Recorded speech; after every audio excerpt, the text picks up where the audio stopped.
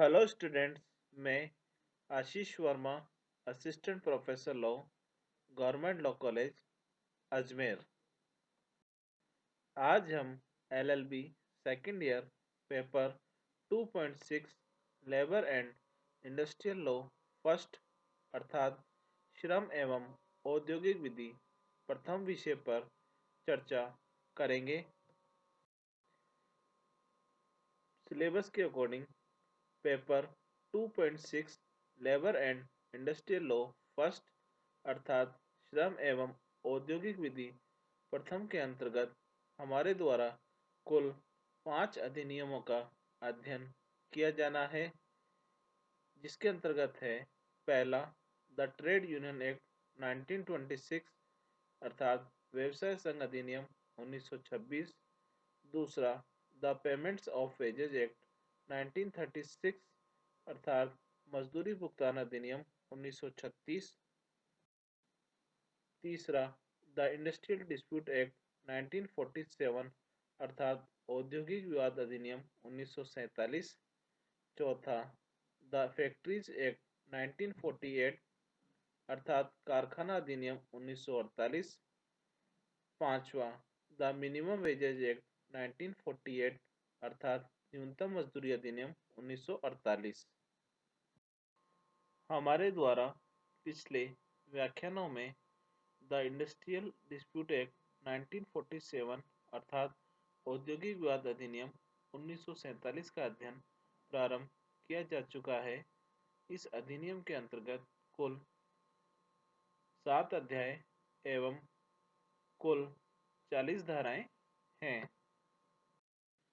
पिछले व्याख्यानों में हमारे द्वारा औद्योगिक विवाद अधिनियम 1947 के अध्याय 1, जिसका शीर्षक है प्रारंभिक पर चर्चा प्रारंभ की जा चुकी है और इसके अंतर्गत अर्थात अध्याय 1 के अंतर्गत कुल 2 धाराएं हैं, धारा 1 व धारा 2।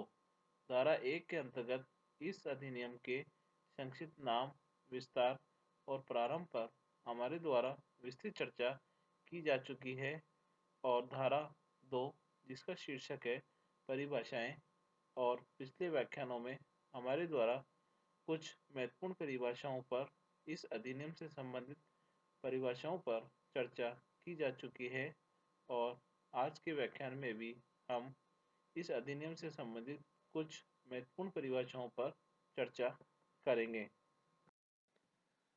इस अधिनियम में जब तक कि विषय या संदर्भ में कोई बात विरुद्ध न हो, धारा 2 के अंतर्गत अगली परिभाषा है छटनी।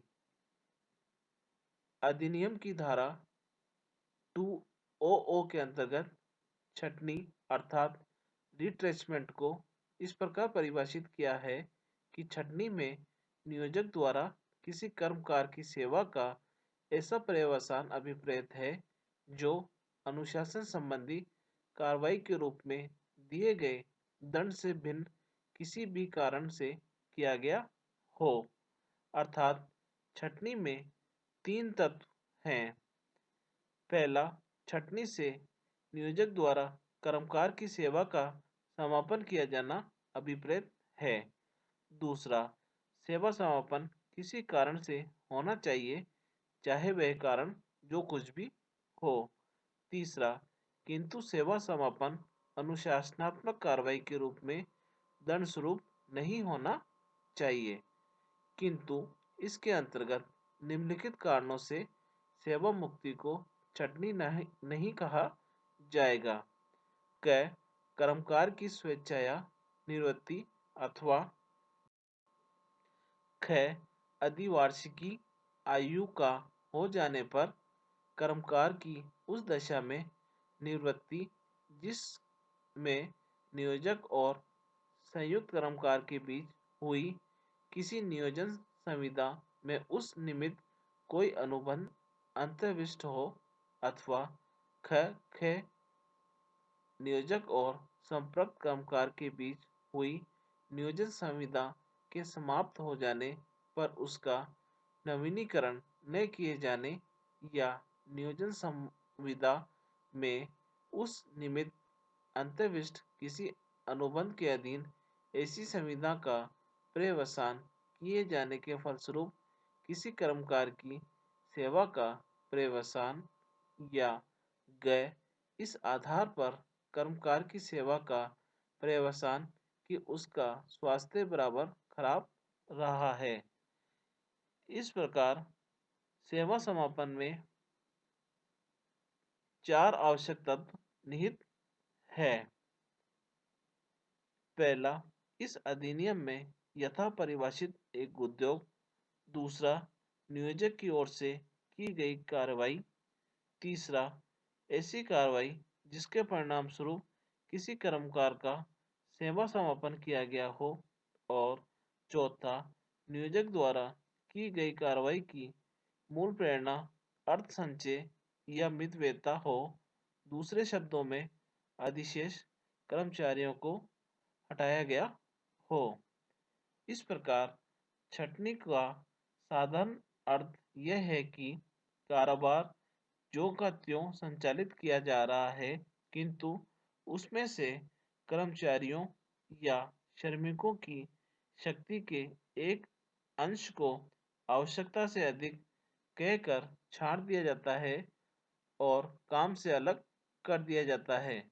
छंटनी में अधिशेष श्रमिकों या कर्मचारियों को किसी न किसी कारण से नियोजक द्वारा काम से हटा दिया जाना अभिप्रेत है।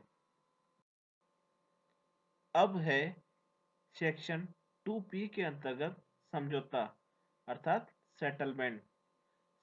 समझौता से सुलह कार्रवाई के अनुक्रम में किया गया समझौता अभिप्रेत है और इसके अंतर्गत सुलह कार्रवाई के अनुक्रम में किए गए करार से अन्यथा नियोजक और कर्मकार के बीच हुआ कोई ऐसा लिखित करार आता है जिस पर उसके पक्षकारों ने ऐसी रीति से हस्ताक्षर किए हों जैसी विहित की जाए और जिसकी एक प्रति समुचित सरकार द्वारा इस निमित्त प्राधिकृत अधिकारी को और सुलह अधिकारी को भेज दी गई हो।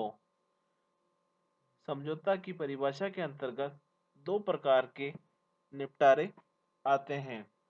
एक निपटारा वह है जो किसी समझौता कार्रवाई के द्वारा किया जाता है और दूसरा वह है जो नियोजक और कामगारों के बीच किसी लिखित करार द्वारा किया जाता है, परंतु ऐसा करार किसी समझौता कार्रवाई का परिणाम नहीं होता है।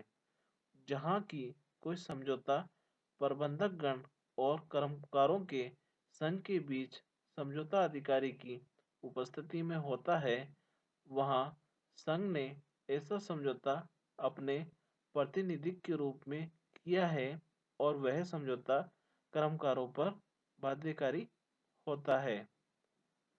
जब तक कि यूनियन के वे पदाधिकारी जिन्होंने करार पर हस्ताक्षर किया है, यूनियन की कार्यकारिणी द्वारा निपटारा करने के लिए अधिकृत न किए गए हों अथवा यूनियन की नियमावली में इस आशय का कोई प्रावधान न हो कि एक या अधिक सदस्य प्रबंधकों के साथ विवाद का निपटारा करने के लिए सक्षम है, तब तक यूनियन के किसी पदाधिकारी और प्रबंधकों के साथ किया गया कोई करार, निपटारा या समझौता नहीं कहा जा सकता है।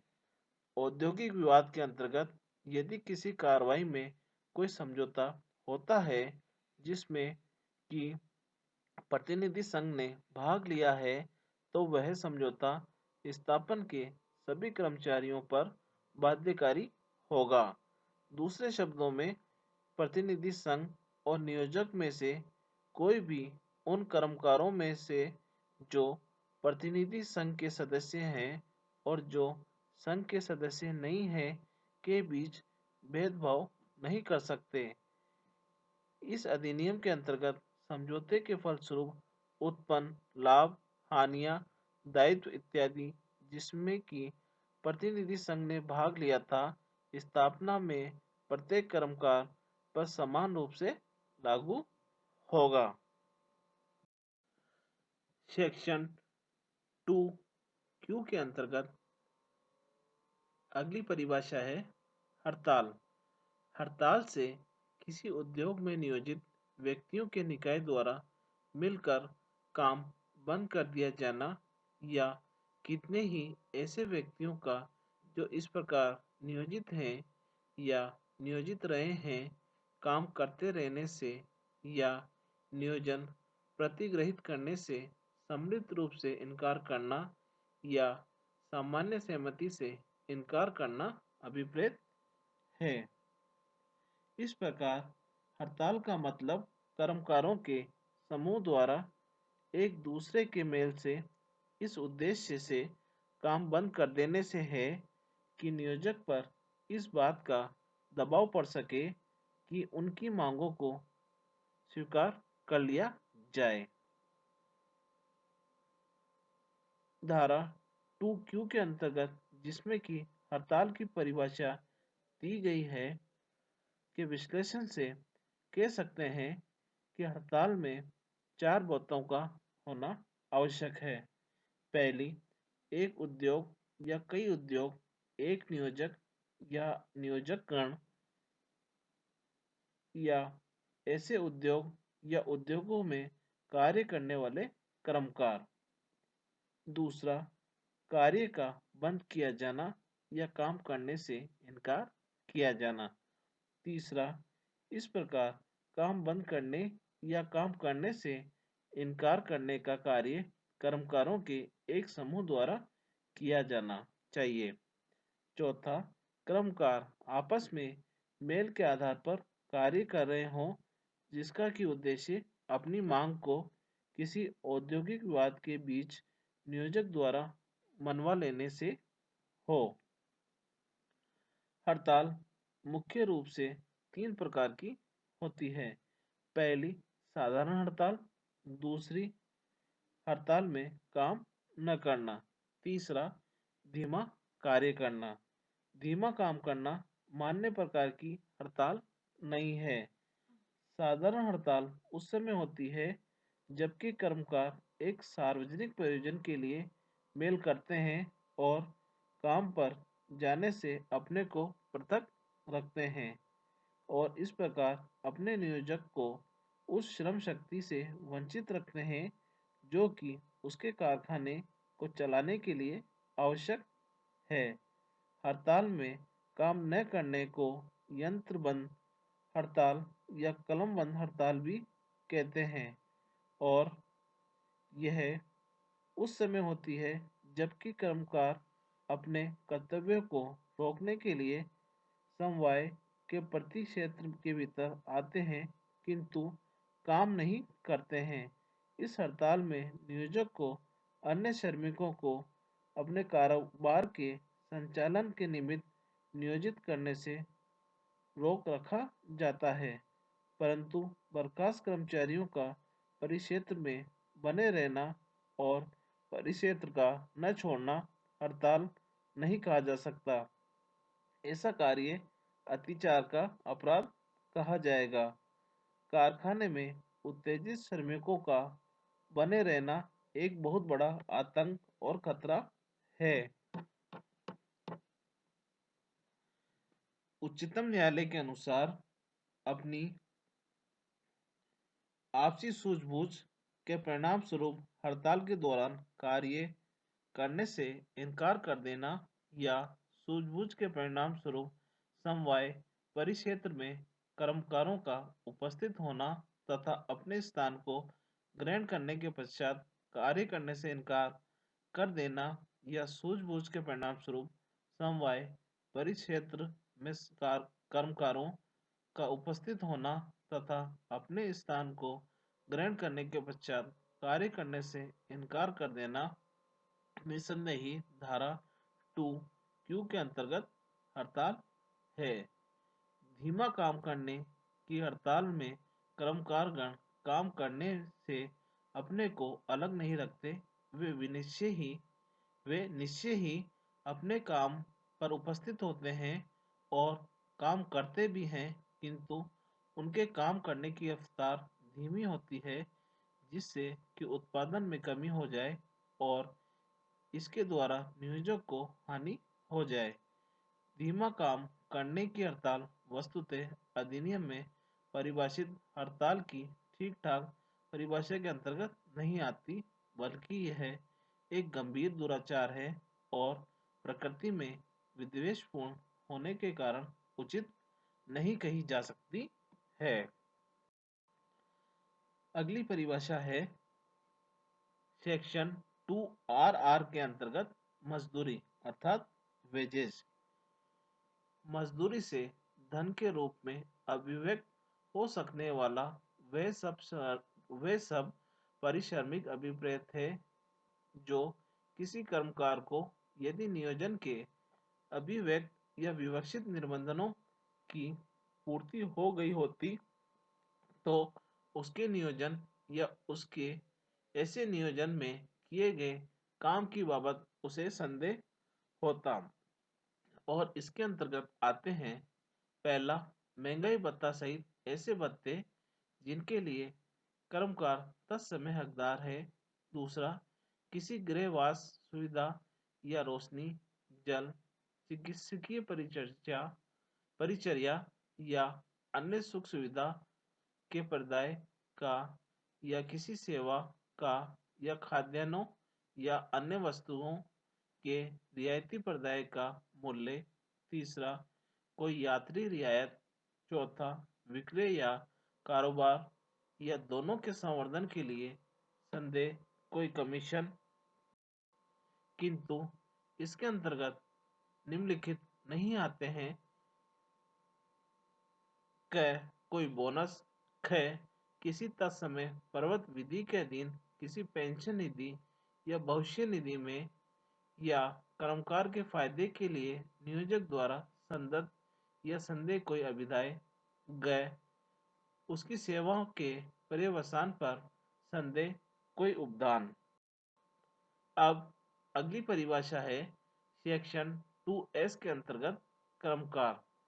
कर्मकार अर्थात वर्कमैन से कोई ऐसा व्यक्ति जिसके अंतर्गत शिक्षु भी आता है, अभिप्रेत है, जो किसी उद्योग में भाड़े या इनाम के लिए कोई शारीरिक अकुशल, कुशल, तकनीकी, संक्रियात्मक, लिपिकीय या पर्यवेक्षणिक कार्य करने के लिए नियोजित है, चाहे नियोजन के निबंधन अभिव्यक्त हो या विवक्षित, और किसी औद्योगिक विवाद के संबंध में इस अधिनियम के अधीन की किसी कार्रवाई के प्रयोजनों के लिए इसके अंतर्गत कोई ऐसा व्यक्ति आता है जो उस विवाद के संबंध में या उसके परिणाम स्वरूप पदच्युत या उन्मोचित कर दिया गया है या जिसकी छटनी कर दी गई है अथवा जिसकी पदच्युति, उन्मोचन या छटनी किए जाने से वह विवाद पैदा हुआ हो।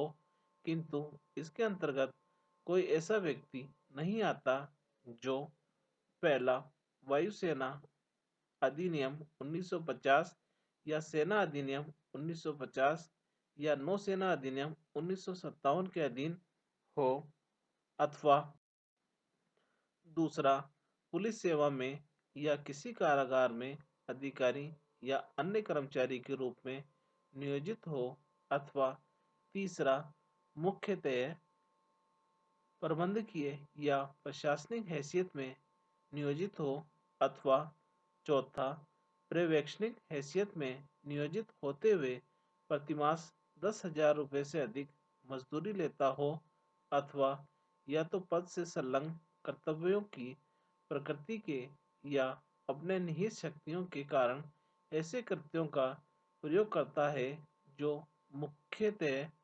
प्रबंधकीय प्रकृति के हैं।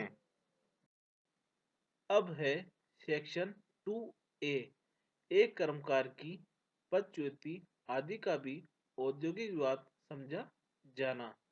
उपधारा 1 के अनुसार जहाँ की कोई नियोजक किसी कर्मकार को उन्मोचित या पदच्युत कर देता है या उसकी छटनी कर देता है या उसकी सेवाएं अन्यथा पर्यवसित कर देता है, वहाँ ऐसे उन्मोचन पदच्युति या छटनी या पर्यवसान से संसर्ग या उद्भव कोई विवाद या मतभेद जो उस कर्मकार और उसके नियोजक के बीच हो, इस बात के होते हुए भी कि न तो अन्य कर्मकार और न कर्मकारों का कोई संघ उस विवाद में पक्षकार है, औद्योगिक विवाद समझा जाएगा। उपधारा 2 के अनुसार धारा 10 में किसी बात के होते हुए भी ऐसा कोई कामकाज जो उपधारा 1 में विनिर्दिष्ट है, उस तारीख से जिसको उसने विवाद के सुलह के लिए समुचित सरकार के सुलह अधिकारी को आवेदन किया है, 45 दिन की समाप्ति के पश्चात उसमें निर्दिष्ट विवाद के न्याय निर्णय के लिए श्रम न्यायालय या अधिकरण को सीधे आवेदन कर सकेगा और ऐसे आवेदन की प्राप्ति पर श्रम न्यायालय या अधिकरण को विवाद के संबंध में न्याय निर्णय करने की शक्तियां और अधिकारिता ऐसे होगी मानो वह समुचित सरकार द्वारा इस अधिनियम के उपबंधों के अनुसार उसे निर्देशित किया गया विवाद हो और इस अधिनियम के सभी उपबंध ऐसे न्याय निर्णय के संबंध में उसी प्रकार लागू होंगे जिस प्रकार वे समुचित सरकार द्वारा उसे निर्देशित किए गए किसी औद्योगिक विवाद के संबंध में लागू होते हैं। उपधारा 3 के अनुसार उपधारा 2 में निर्दिष्ट आवेदन श्रम न्यायालय या अधिकरण को उपधारा 1 में यथा विनिर्दिष्ट पदभार मुक्ति पदच्युति छटनी या अन्यथा सेवा की समाप्ति की तारीख से।